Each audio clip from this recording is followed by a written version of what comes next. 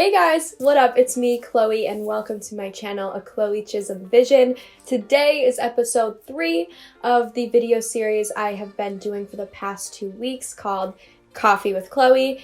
And if you've watched the past 2 episodes, I have talked to photographers that I know, Stephanie Palmacy Photography and Patty Ann Photography. Wonderful, wonderful humans, and you should definitely check those videos out after you watch this one. But today, I'm really excited because today I am talking to Ruthie Plaster. Now, a little backstory before we jump into the conversation. I met Ruthie probably over 10 years ago, back in my day, like I like to say, when I was really little. Her daughter, Laila, is one of my best friends, both incredible human beings. Their whole family is incredible and super, super creative. So I met them when I was a little girl, probably around 5-ish. I don't even know the exact age, but at that time, Ruthie owned a small business in the town that I live in called Mud Arts. The business that she owned was called Mud Arts, and it was a really incredible place for not only adults but kids as well to come and make things out of clay. She loves creating with her hands, and this business was such a huge part of our town community. So many kids went there for birthday parties and after school activities, and it was such a big part of my childhood, memories. When I look back at my childhood when I was that little, that was a huge part of it. Of course, as an artist, but as just a little kid and being able to create something with my hands and clay is so cool. As a little, it's so cool anyway, but as a little kid, first of all, thank you, Ruthie, for owning Mud Arts. Ruthie then created the business Mud Hedz, another really, really cool business, and this is something that we're mainly talking about today is her business Mud Hedz. So Ruthie creates ceramic pipes, and they are the coolest things you will ever see. I'm serious, they are insanely cool. So today we talk about how she got into this art form of clay and ceramics, and how she's evolved as an artist over time, and her evolution towards Mud Hedz, which is the business she now owns. And it's a really cool conversation. I really, really loved talking to her about this because I've never really dug deep and investigated her story as an artist and what she loves about ceramics. So that was really interesting. Without further ado, Ruthie Plaster. Ruthie! Hi! Hi, honey. How are you? Good, how are you?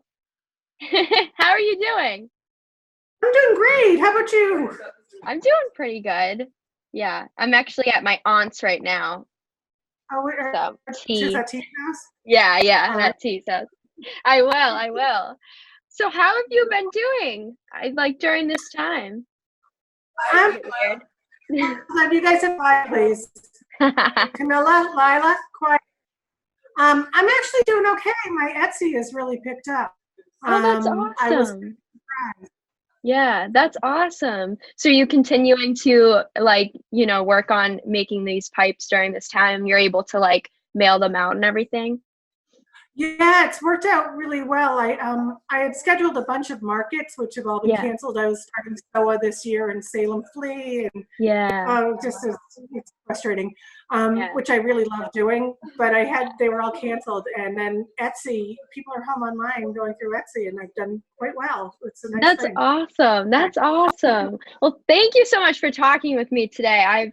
I'm excited to ask you these questions I have because the past 2 videos where I've talked to different creators in this area, they've both been photographers, so it's something that I know about. So I'm excited to learn more about the art form that you pursue. So so thank you for chatting with me. It's my pleasure. So my first question for you is, how did you grow an interest in not only just ceramics but art in general? How young were you, and how did that kind of interest evolve? I think I've always been interested in art. I've always made stuff. Yeah. I remember in kindergarten, a little boy drew really well, and the teacher said, "How do you draw so well?" And he said, "I just look at something and think about it, and then I can make it." And so I decided I was going to do that. But I also used to wander the grounds of the college down the street from my house, and there was art building. And in those days, they never locked anything. And I used to go in, and it smelled like oil paint, and I'd kick the kick wheels, and I just really loved the space. Yeah. So Wow, that's awesome. I love that. That's awesome. And when did you like decide like you wanted to go to school for art or just like an art school in general for college? it was a really convoluted trip because when I was a kid, I did art classes and I always was good in art. But by the time I got to high school, my father was not really into me doing anything related to the arts. What I basically heard was, what are you really going to be? And so I kind of hit a wall, and I said, oh, I was really into, I wanted to be a DJ. I was into doing that kind of thing in music. So I went to school my first year at UMass Amherst and did communications. I did 2 years there. And then I had a friend that was an art major, and I was jealous of her homework. And I decided I love that. What I was going to do. Yeah, I love that. So then did you transfer to Mass Art? I did. I had to build a portfolio, so I did a year. I mean, one semester in design at UMass, and then I had a portfolio, and I transferred over. I took continuing ed classes, and then I joined full time in September. So I did 2 years at UMass, and then swapped over to Mass Art. And I had no idea until I found this article online when I looked up Mud Hedz like on Etsy. I read this article, I think it was for the Boston Voyager, and it said, I didn't realize that did you major in graphic design at Mass Art? Yes, I did. Yeah. Oh, wow. I really, that's cool. When I started out, I really liked design, and I love designing, and I love really, manipulating materials and things. So when I started in graphic design, it was all about cut paper and touching and moving things. And by the time I finished, it was all on computers. And it was no fun anymore. It was like using an Etch-a-Sketch to draw. So I didn't want to do it anymore. No, I totally get that. So before Mud Arts, when did you decide? Were you like, I want to open up a business eventually, or like how did that start to evolve? That idea of owning your own business, like Mud Arts. I always kind of thought about it and fantasized like, oh, that would be fun. But mostly it happened pretty. It just sort of happened. I had been teaching in the public schools, and then I got pregnant with my daughter, and we lived in Marshfield. I decided not to commute; it was too long, and to stay home, realizing that as a teacher's salary, it would kind of be a lot of trouble for a little bit of money after daycare. And so I was home with my kids, and eventually, when they were getting a little older and school aged, I was trying to figure out what I could do to make some money and still be a mom and still, be involved in the community and all those things. And it just sort of came together like, oh, I'll just open this clay studio. But I was also helping out at painting a mural at Tumble Fun when she was opening her program. And I realized like, oh, I can do an art program. And so I just kind of did. It was very weird. It was one day I decided, and the next day I was in. So, I love that. Oh my God. And how long did you own Mud Arts?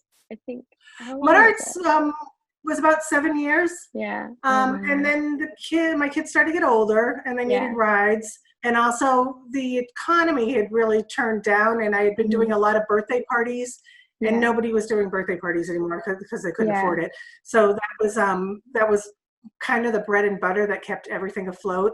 So it just seemed time to move on. I remember the Mud Arts days. I was looking actually through, I just happened to like find pictures from birthday parties, either my birthday party or like going to a birthday party of friends. And I was like, oh my God, like I forgot that how, I don't know, I was only like 6 or 7 at the time. And I forget that it was that long ago, which is so weird how time just goes by so fast, you know? I know it did, so, especially yeah. for like an older adult.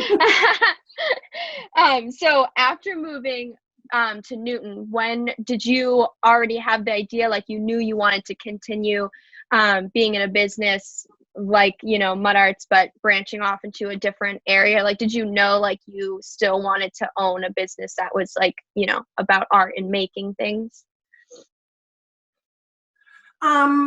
I didn't know what to do. I thought I might try and open something like Mud Arts in Newton, but the rents are significantly higher.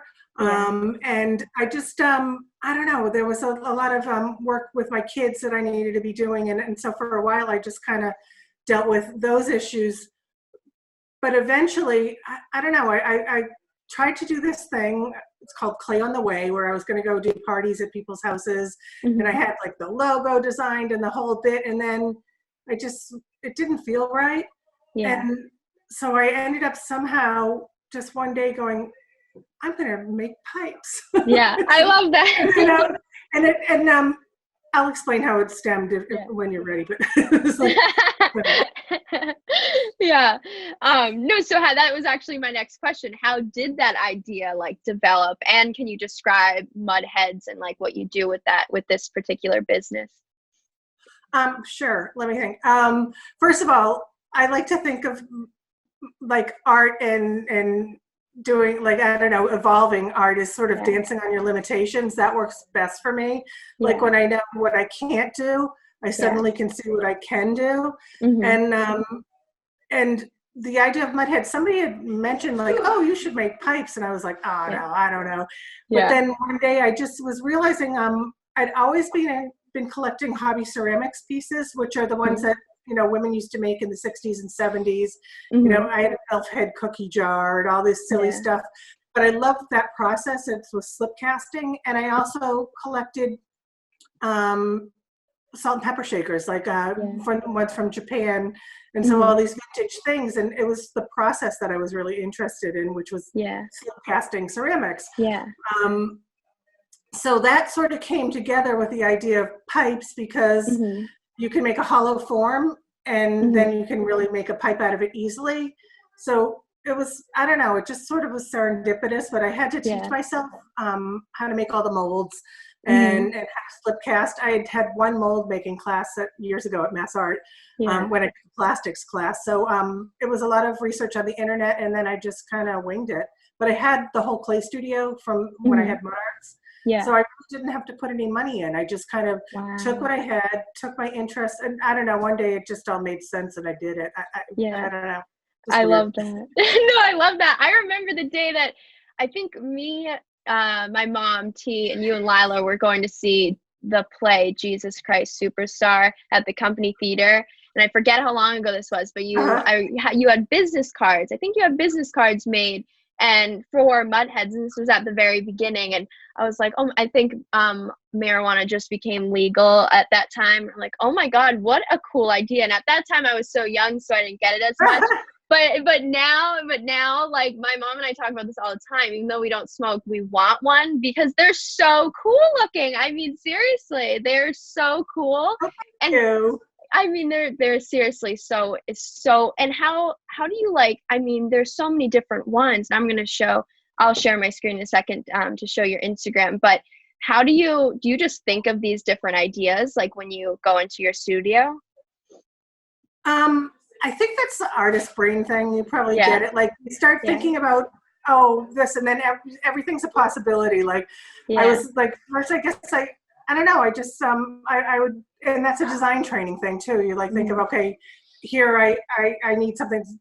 I don't know. It just comes to me. But a lot of times I think of things you put to your mouth, and that would be funny as a pipe. So I've thought of like vegetables, which other people do as well. I did one called the Gassy Bather, which I think I have in my case. I can show you them if you want. When my first show was going to be in P-Town, and and I was using doll parts stuck in clay to sculpt and then make my molds from. And I just decided I don't know, it made sense because I like sculpting waves, that I made this guy riding a wave in with Cupid doll head, and he's farting a rainbow. So it just sort of evolved. I love that. But other ones are more straightforward. Yeah. So, so yeah, cool. I could show you. He's in my Yeah, case do you here. have some right there? I do. Awesome. Oops. If I don't knock them all over. This is the Gatsby baby. That is so cool.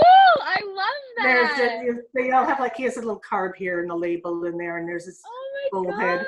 That is so cool. That idea is just so awesome. And I love your logo and the tag next to it. I love it.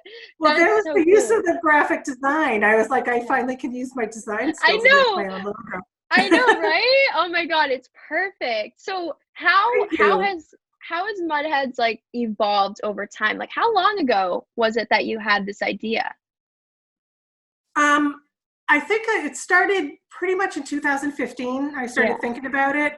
We moved here in 2011, and then I launched by 2016 that August, and then I was ready for the Christmas season, but I did the P-Town thing in August during Carnival Week. So perfect. That's so cool. And so it's been about 5 years. So how has your, the business itself evolved, and then your ideas till now during this time?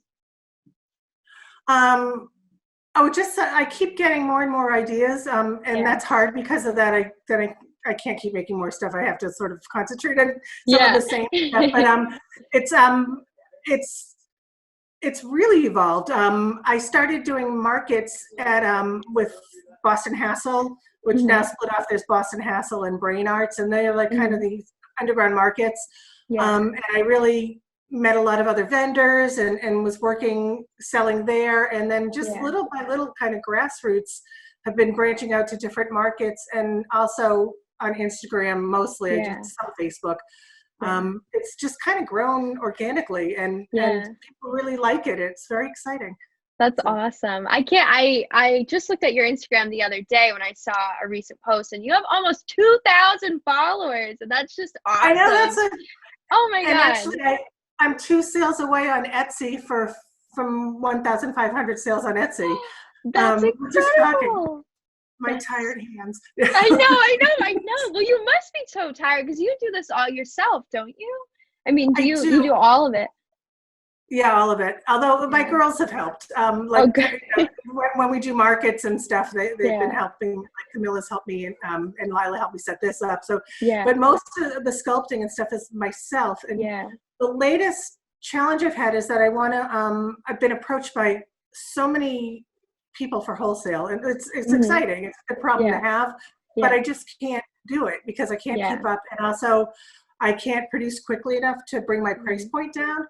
So the plan was actually, because my studio is too small at this point to do anything but have me in it and a bunch of boxes, we were going to move this spring. We're going to put our condo on the market and move to another town that's just less expensive and have a large space. And I was going to try and hire some artists and grow. And then we were about to put our house on the market, and then the Corona shut down. No. Yeah. That's crazy.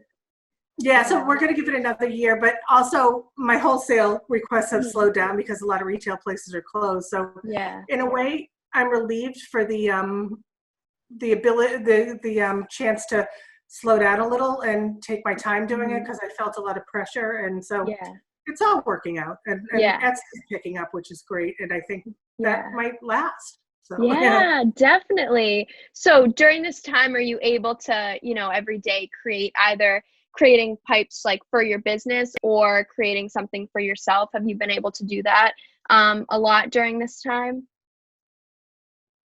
No, nothing. I actually have 3 wedding presents I have to make that are really close family friends, and I was going to make something for, obviously not pipes, but I do clay paintings too, and I have them designed and everything, but I haven't had time to make them, and they're really late.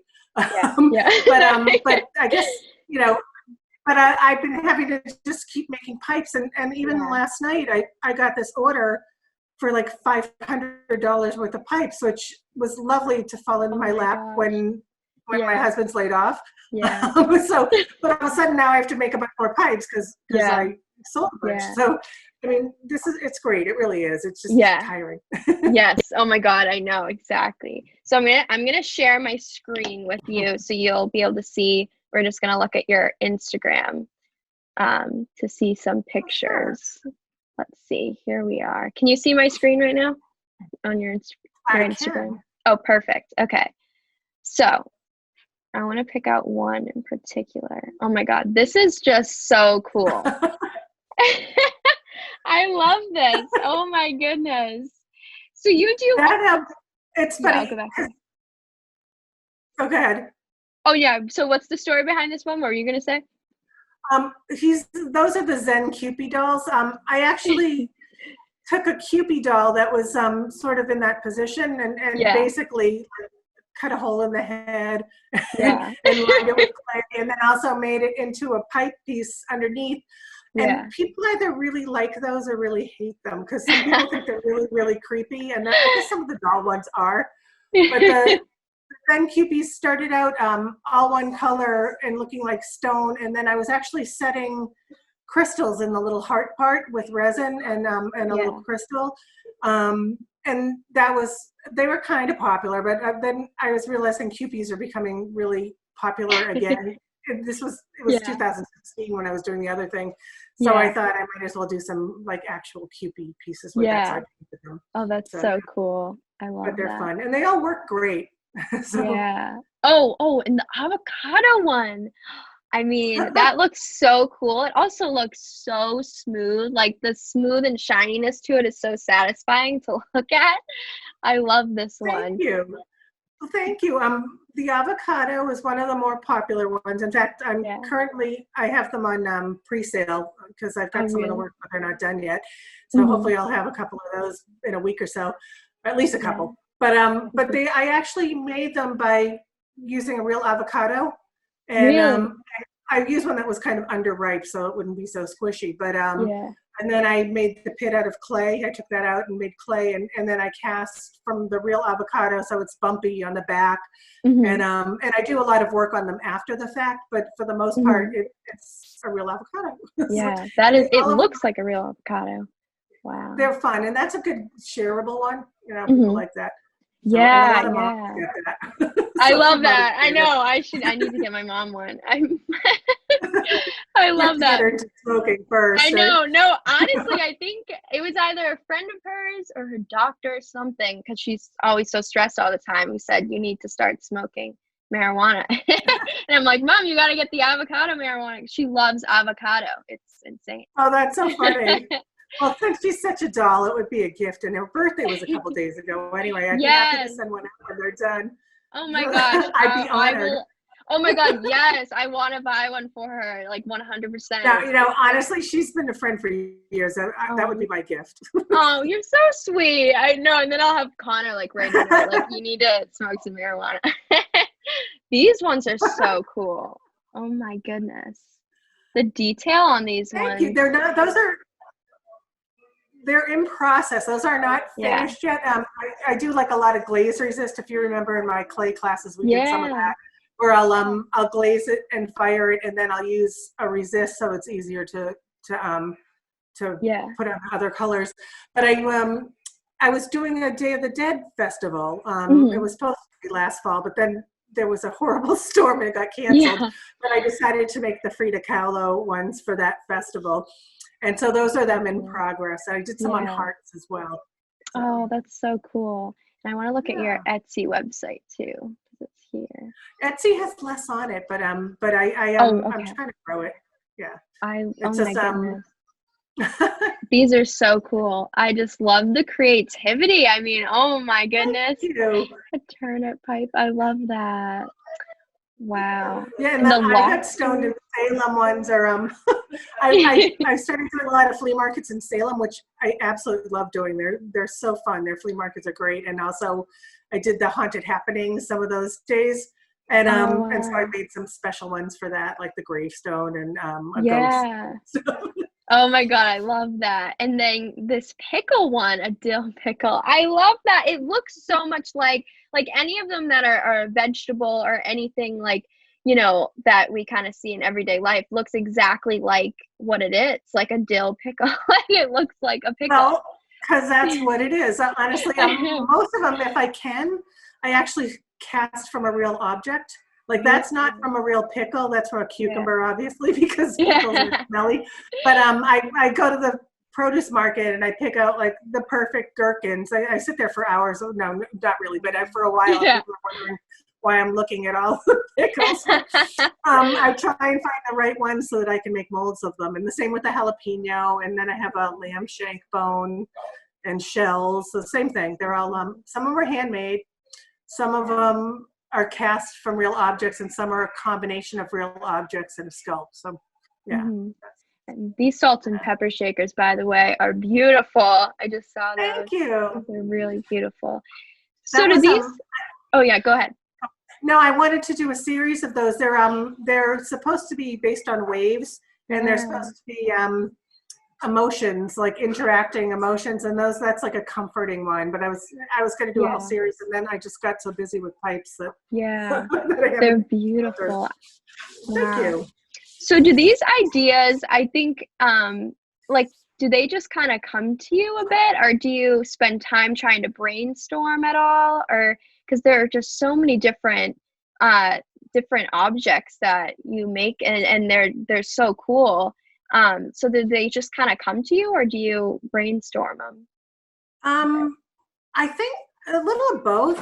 But I mean, the ones that I like, the ones that I sculpt myself are sort of more of a brainstorm where I'll be, one was the challenge was to make something really ergonomic that felt great in your hand. And then that turned into like a dragon form. I've got it right here. Oh, really? Let's see. But, this is one of my early ones. And this was, I don't know if you could see it. The idea was to find something and to sculpt a piece that felt really comfortable in your hand. Yeah. And then as I was making it, I flipped it over and I realized that it looks kind of like a dragon head. Yeah. So I made it look more like a dragon head. And then I used these to put really cool glazes on. But that was the challenge there. But other times I just think of things that are, sometimes it's things that are popular that I see, like, and Laila, my daughter, recommended the planchette. She's like, you can make a planchette, and it just, sometimes it's emoji, sometimes, whatever. But the next one I'm working on when I have a minute is I'm doing a soft pretzel, because things you put in your mouth for some reason. And I do smoking stones too, which aren't really on my Etsy. And I'm doing a peanut butter cup because I have a Tide Pod. Just silly things like that. Yeah, that is so cool. So, and then I've been working on a sriracha bottle too, but I can't really get the print right, so I shelved that for a while. That's so cool. How long does it usually take you to like make just one pipe in general? It depends on how much work goes into it, because some like the pickles aren't as difficult as obviously the gassy bather or the dragon one, but it's probably about sculpting and everything combined about an hour. But I usually do the batches, like I'll make like 8 avocados at once, so that I'm doing it sort of one step I cast and then I sculpt, and then it just makes them more easy and quicker to make. Yeah. Do you usually work on, just going off of that for a sec, do you usually spend like a whole day, working on one specific batch, or do you kind of like, do it throughout the week, or what's your like process with that? It kind of, a lot of times it's dictated by what I'm selling out of and what people are ordering, or sometimes whatever. But mostly I'll cast a bunch of pieces that I think I'm going to need, and then I keep them in boxes damp, so that I can finish them up. But then I'll spend, like the past couple of days, I've been just cleaning and sculpting and refining pipes. And then those will get fired, and then I'll do some glazing. So it's mostly I'll do like different days of different processes. Yeah. Oh, that's so cool. And so because I know you make, I'm just like looking at the things around you and thinking about how you don't just make pipes. So like when you're not making, anything for your specific business, like what are you doing? What are you making besides that?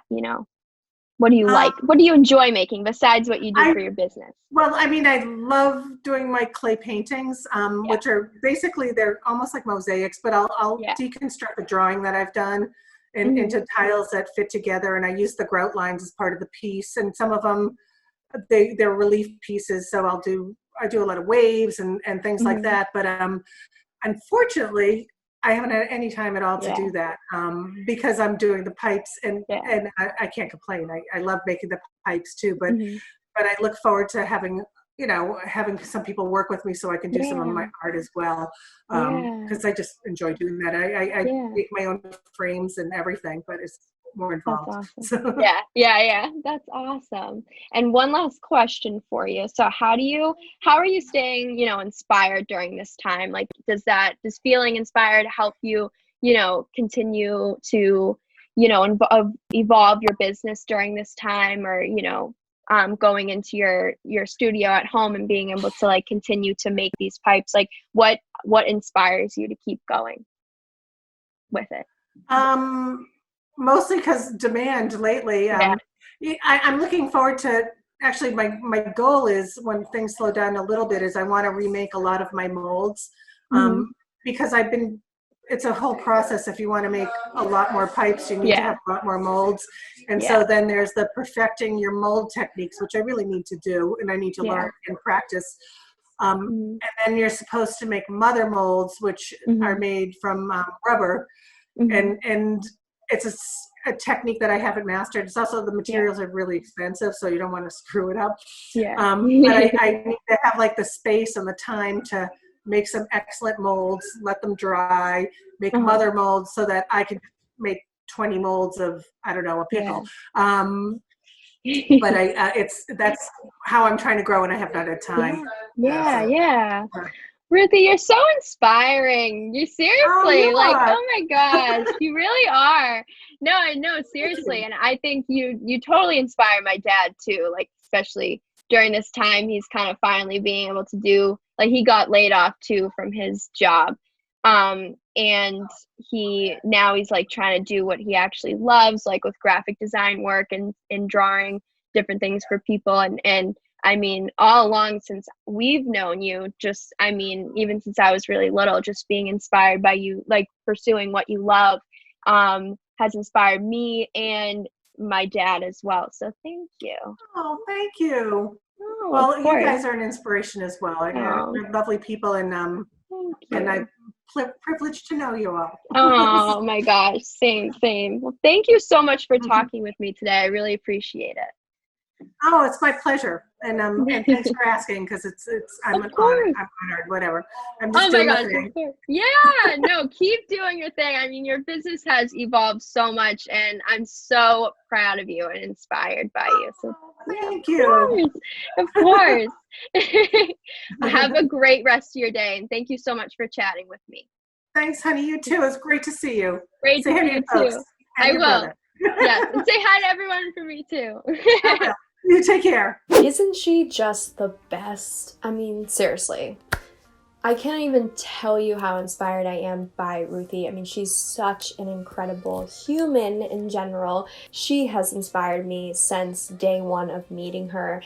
As a little girl, I've always dreamed of being able to one day do the things that I love to do as my job. So as a little girl, seeing her doing that and just doing what she loves every day was just incredibly inspiring to me, and then has always been inspiring to me as I grow up and as I learn more about the things that I love and that I want to do as a job. I always think about Ruthie, and I always think about how she's doing what she loves, and she's just incredible and super inspiring. And I hope that you found our conversation inspiring or motivating, and that maybe you're ready to get up and go make something. That would be awesome. I know that after I talked to her, I found myself not only feeling inspired, but wanting to learn something new. You know, what she does is something that I don't know too much about. I've, you know, dabbled in it a little bit as a little girl, but not like truly, you know, learned about it. And it's now I feel really like interested in this art form and you know, just exploring something new and something different. So she's inspired me to learn, which I'm very grateful for. So thank you, Ruthie, for talking to me and inspiring me ever since the day that I first met you. Thank you so much. And thank you guys for watching this video. Don't forget to follow me on Instagram at Hearthaven and follow Ruthie at Mud Hedz on Instagram as well. Both of those Instagram handles will be in the description box below, as well as her Etsy website. That's where you can look at more of her work. Any of her work that you can purchase will be on that Etsy website, so check that out as well. All right, thank you guys so much for watching, and I will see you next time. Bye, guys.